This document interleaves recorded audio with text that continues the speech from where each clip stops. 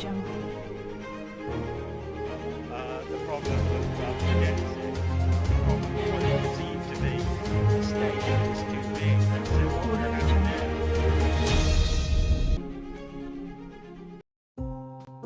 Halo, kembali lagi bersama saya Suci Pratama. Setelah kemarin kita membahas mengenai polarisasi politik dalam mahasiswa, dan sekarang kita akan membahas mengenai peran pemerintah dalam menangani polarisasi politik.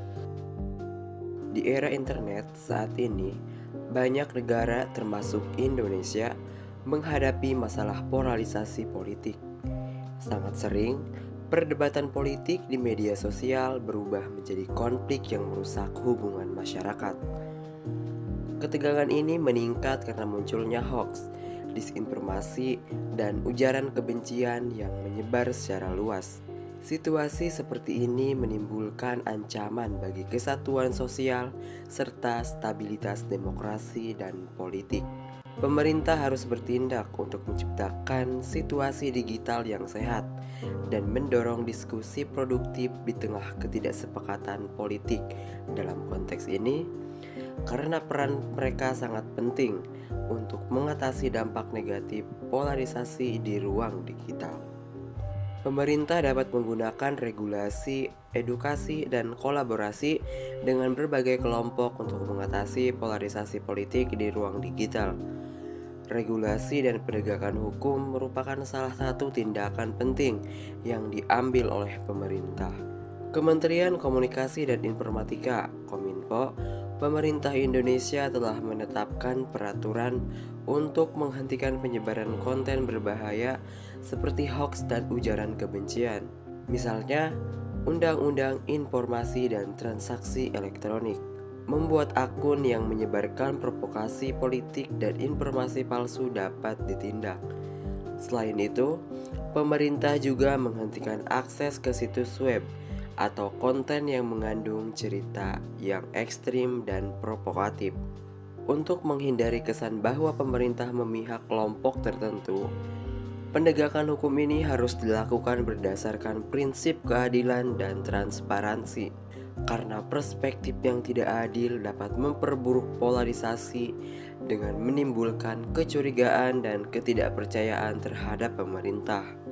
Regulasi yang dibuat harus mematuhi kebebasan berpendapat dan demokrasi sambil tetap mempertahankan keamanan dan ketertiban publik. Selain membuat peraturan, pemerintah juga harus meningkatkan literasi digital masyarakat agar mereka lebih cerdas dalam menyaring informasi dan tidak mudah terpengaruh.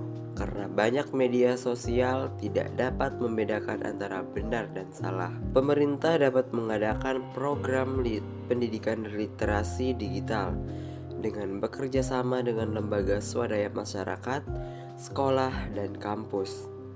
Selain itu, kampanye nasional yang memberitahu orang tentang bahaya disinformasi dan pentingnya menggunakan etika saat berinteraksi di internet juga sangat penting. Kampanye seperti Stop Hoax dan saring sebelum sharing setelah menunjukkan bahwa mereka dapat mengurangi penyebaran informasi yang tidak benar.